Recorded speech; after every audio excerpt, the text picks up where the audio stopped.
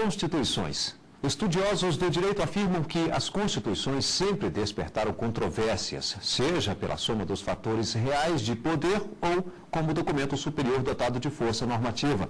Uma tese sobre o assunto está no programa Academia. Vamos debater o estudo da mestre e doutora em Direito pela Pontifícia Universidade Católica de São Paulo, Cibele Fernandes Dias. Decisões intermediárias da Justiça Constitucional como mutação da Constituição. Tese apresentada à banca examinadora da Pontifícia Universidade Católica de São Paulo, PUC, como exigência parcial para obtenção do título de doutor em Direito, tendo como área de concentração Direito do Estado.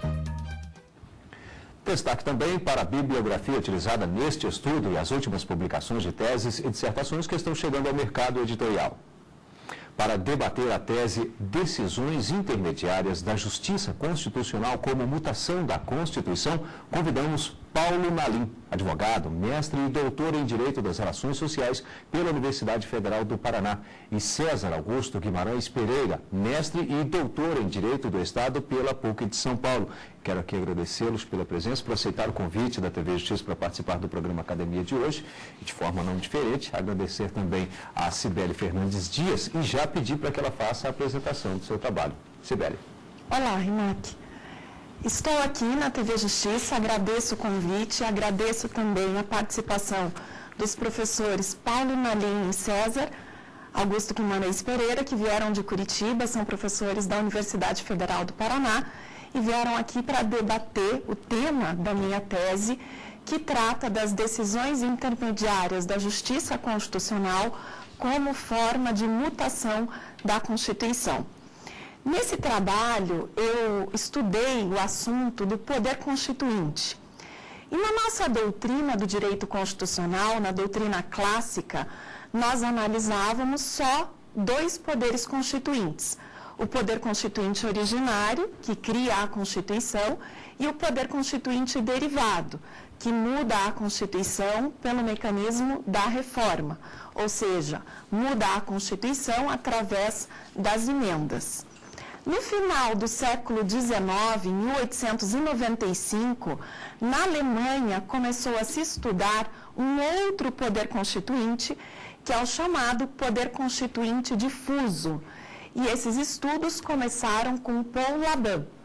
E, nessa época, começou a se difundir na Alemanha esse conceito de mutação constitucional, ou seja, de mudança da Constituição através de mudança da sua interpretação. Por isso, no trabalho, eu trabalho com essa dualidade daquele poder constituinte derivado que muda o texto da Constituição, que nós chamamos de processo formal de alteração da Constituição, e o poder constituinte difuso, que muda a Constituição por um processo silencioso, que é o processo da mutação, um processo informal de modificação da Constituição. E tem uma frase muito significativa do grande professor Canutilho, que diz o seguinte: a Constituição está submetida ao pantarrei heraclitiano de todo ser vivo. Pantarrei significa tudo flui, tudo muda. O pantarrei heraclitiano de todo ser vivo, por quê? Lembra aquela metáfora de que ninguém pode tomar banho duas vezes no mesmo rio, porque quando a pessoa vai tomar banho pela segunda vez, o rio já é outro, a pessoa já é outra. Ou seja, a Constituição está constantemente sendo alterada por um processo silencioso, que é esse processo de mudança da sua interpretação. E no trabalho eu discuto um primeiro exemplo de mutação que aconteceu aqui no Brasil, que foi a criação do voto feminino. É o primeiro exemplo de mutação constitucional. Porque a nossa Constituição de 1824 proibia o voto feminino. Já a nossa Constituição de 1891, ela previa tão somente o voto masculino, mas ela não trazia nenhuma proibição expressa ao voto feminino. A primeira interpretação que vingou seria a de que a nossa Constituição republicana proibia o voto feminino. Só que em 1930 nós tivemos a publicação do Código Eleitoral. E o Código Eleitoral permitia o voto feminino, previa expressamente a possibilidade das mulheres se alistarem e votarem. E essa questão foi debatida na época no Supremo Tribunal Federal. Se a Constituição proíbe o voto feminino, esse dispositivo do Código Eleitoral seria inconstitucional.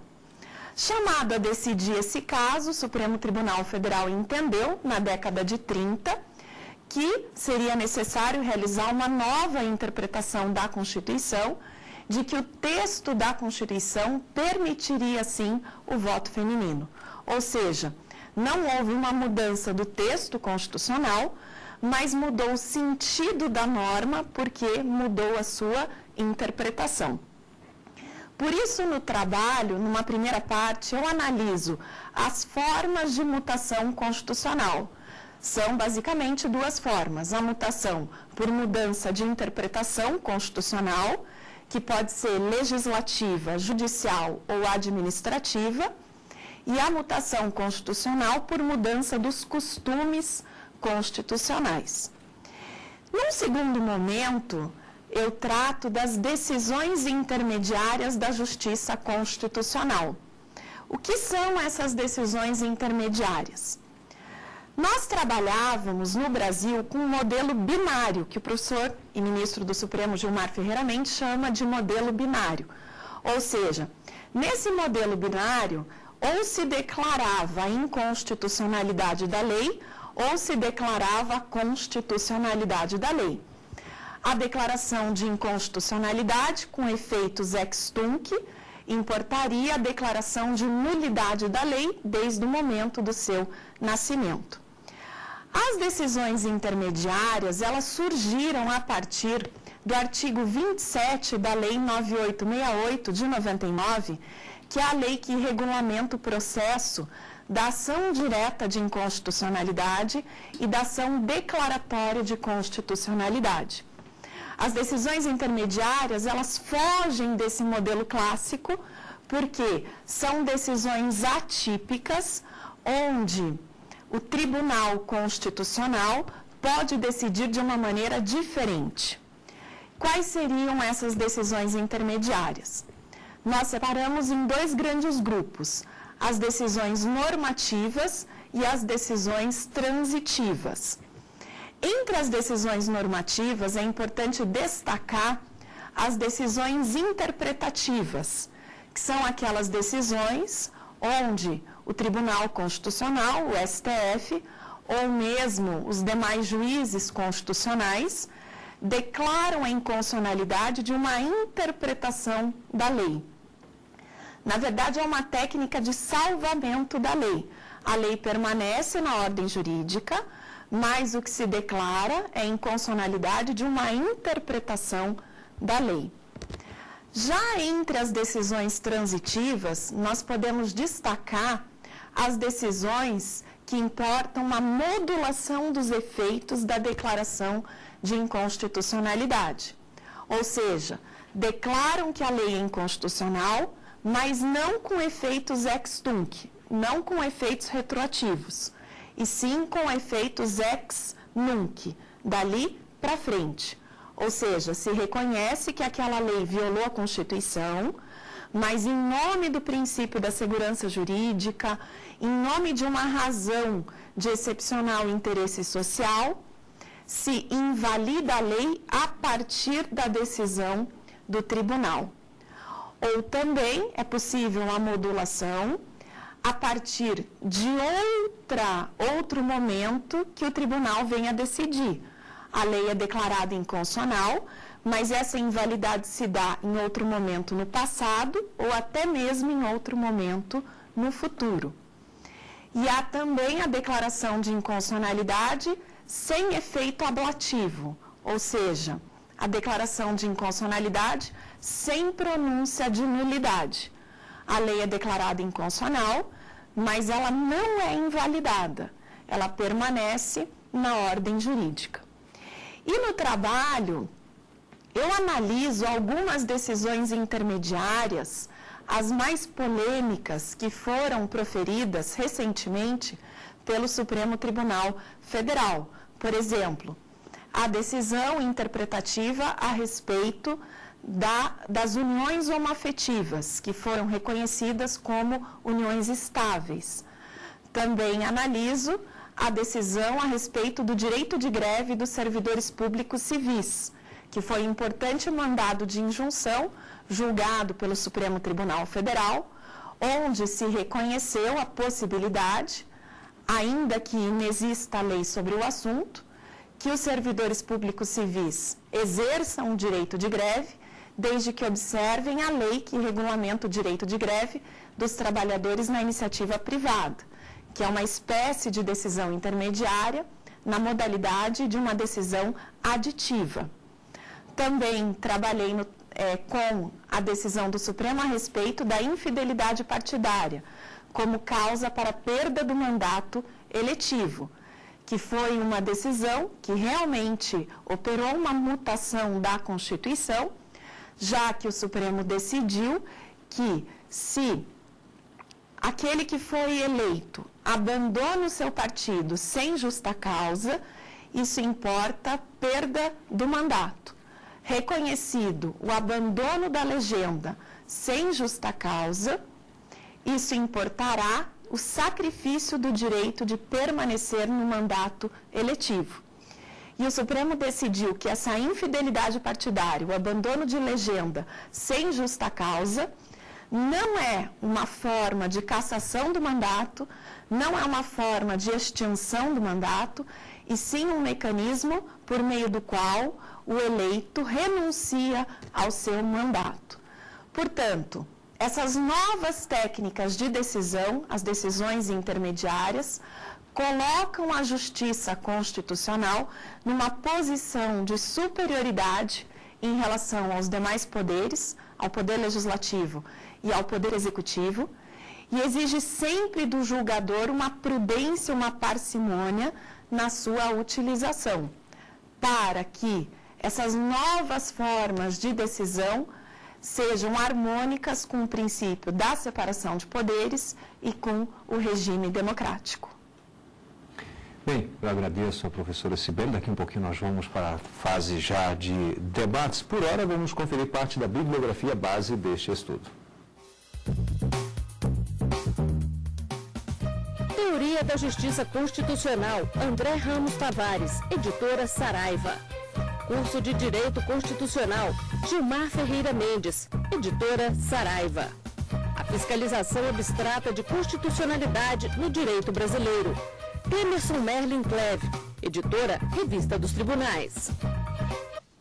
Lembro que este é um espaço aberto ao conhecimento e você também pode participar. Para isso, entre em contato com a nossa equipe pelo endereço eletrônico academia@stf.jus.br. Nós vamos agora ao rápido intervalo e em seguida estaremos de volta já na fase de debates aqui no programa Academia. Até já. Hoje o Academia debate a tese Decisões Intermediárias da Justiça Constitucional como mutação da Constituição. Estudo de Cibele Fernandes Dias, mestre e doutora em Direito pela Pontifícia Universidade Católica de São Paulo. Vamos conferir agora as mais recentes publicações da Academia Jurídica no Teses e Dissertações.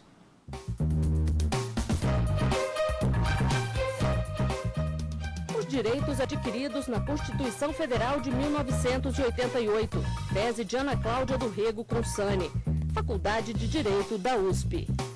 Mídia e Processo, tese de Helena Abdo, editora Saraiva. Psicologia realmente aplicada do direito, tese de Lila Spadoni, editora LTR. Bem, nós vamos agora para o debate aqui na Academia. Confesso, professora Cibele, que eu achei bastante interessantes os exemplos que você trouxe aqui, e aí, claro, aqui de forma teórica, mas que na prática ocorreram, e aí você prova com isso, né, essas mutações. Muito interessante. Bom, nós vamos iniciar o debate com o professor César Pereira. César. Eu agradeço inicialmente o convite da TV Justiça para participar desse debate. cumprimento a doutora Cibele Fernandes Dias pela qualidade e pela oportunidade do seu trabalho.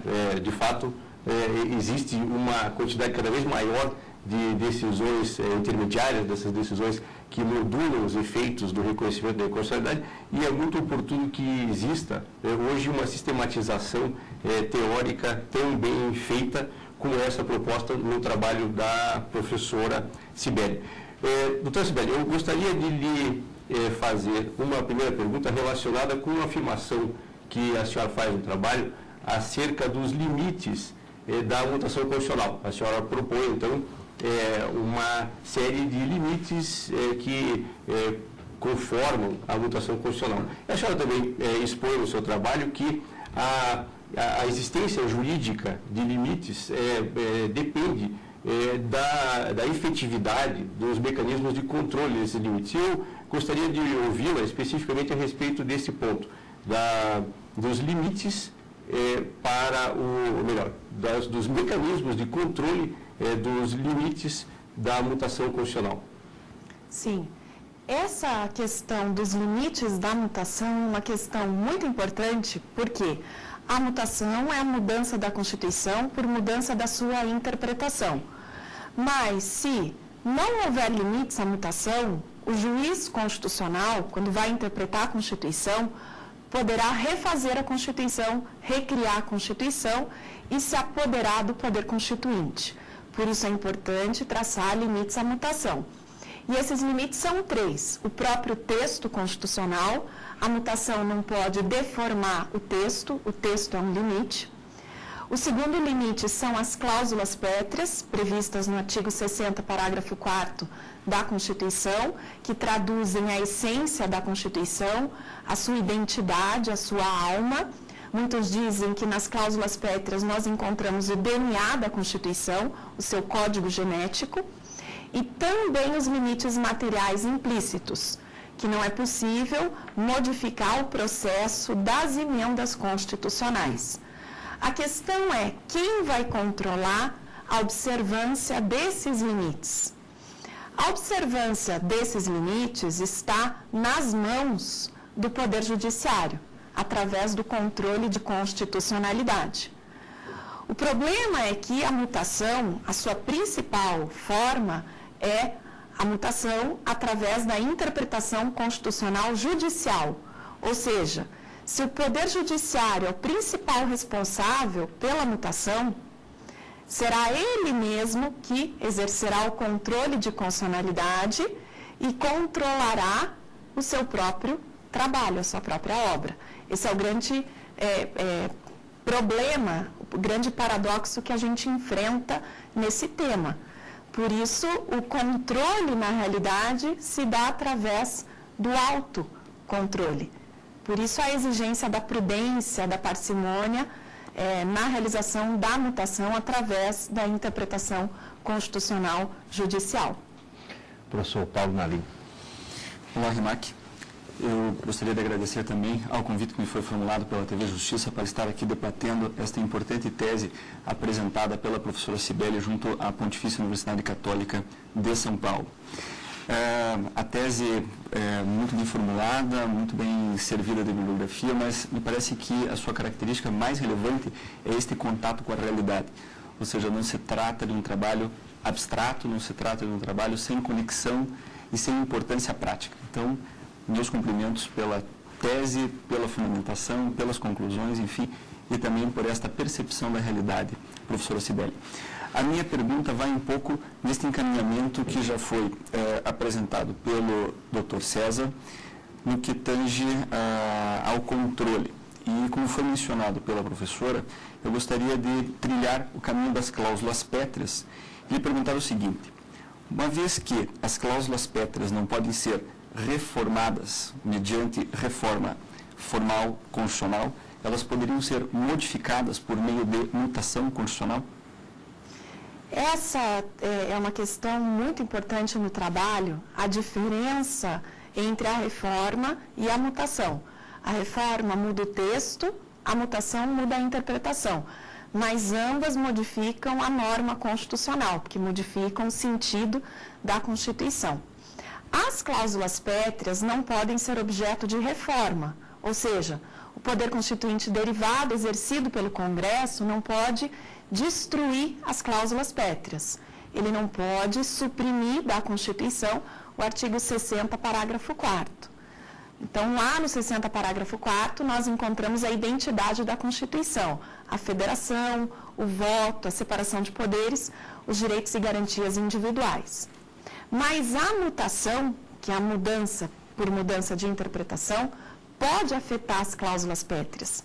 As cláusulas pétreas podem sofrer mutação constitucional, porque hoje se interpreta o princípio da separação de poderes de uma maneira.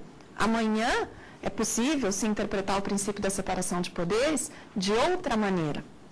Por isso, a Constituição de 88, ela é mutável ou semi-mutável? Depende da ótica. Sob o ponto de vista da reforma, ela é semi-mutável, porque o artigo 60 não pode sofrer emendas. Mas sob o ponto de vista da mutação, ela é totalmente mutável. Tudo na Constituição pode sofrer mutação, inclusive as cláusulas pétreas.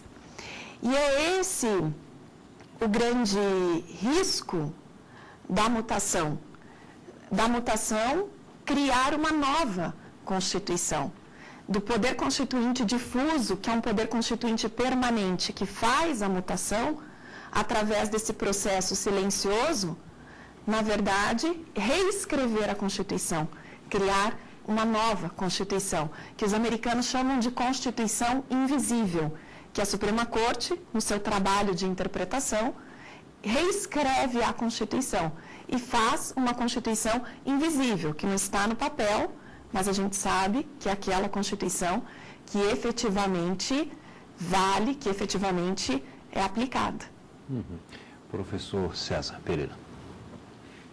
Doutora Cibele, eu gostaria de lhe fazer uma segunda pergunta agora, relacionada com o papel das decisões intermediárias na mutação constitucional, especificamente em relação ao seguinte: sob um certo ângulo, nós podemos imaginar que as decisões intermediárias produzem a mutação constitucional.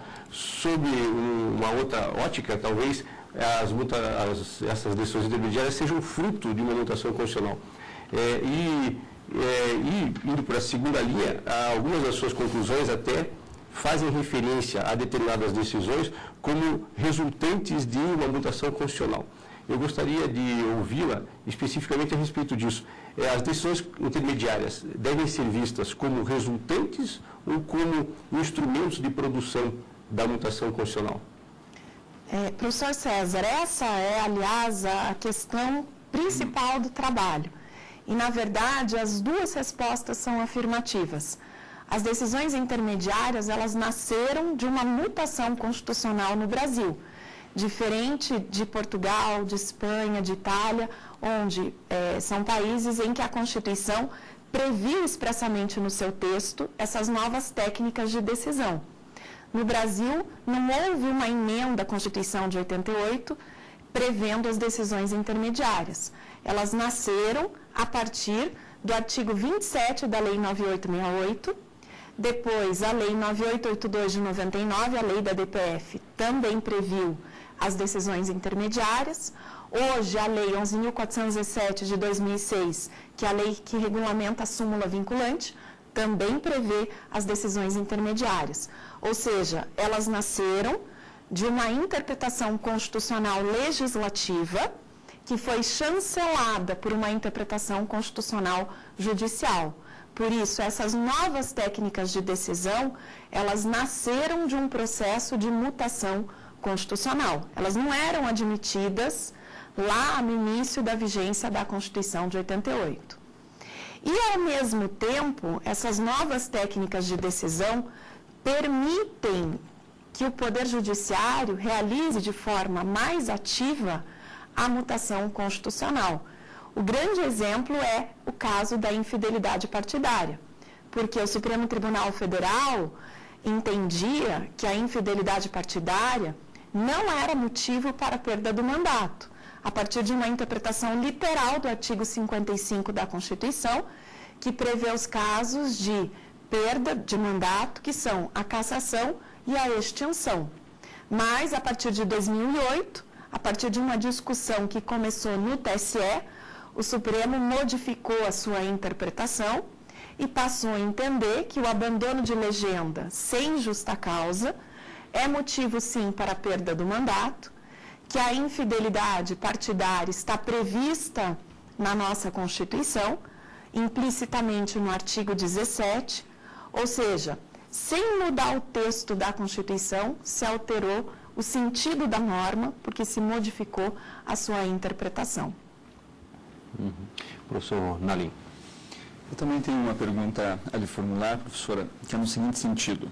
A mutação constitucional seria um processo natural de atualização da Constituição enquanto norma, que é uma distinção que a senhora faz ao longo do seu trabalho, ou é o símbolo do fracasso do mecanismo de reformulação da Constituição formal enquanto regra, através do mecanismo das emendas, que é o nosso mecanismo formal? Eu vou responder essa pergunta, também ela tem duas respostas. A primeira questão, a mutação é uma forma de atualização da Constituição, de adaptação judicial da Constituição, e é um mecanismo inafastável. É aquela ideia do professor Canotilho de não há como tomar banho 2 vezes no mesmo rio, ou seja, todos nós estamos submetidos a esse pantarreio heraclitiano e também a Constituição. Ou seja, não é possível se esperar que a Constituição hoje seja interpretada da mesma maneira que ela era interpretada há 20, a 30 anos atrás. Ou seja, a mutação é um mecanismo inafastável, é um mecanismo natural da Constituição. E é claro, a mutação, dependendo do contexto político, ela pode se sobressair naqueles países em que o processo de reforma é muito dificultoso. Por exemplo, nos Estados Unidos. Nós temos nos Estados Unidos a Constituição Americana de 1787, ela tem até hoje 27 emendas. É muito difícil modificar o texto da Constituição Americana. Por isso, lá, diante dessa dificuldade de se reformar a Constituição é muito mais modificada pelo processo da mutação. Ou seja, lá a mutação se sobressai em relação à reforma. Aqui no Brasil isso não acontece, nós temos até um emendismo, uma mudança exagerada da Constituição pelo mecanismo da reforma.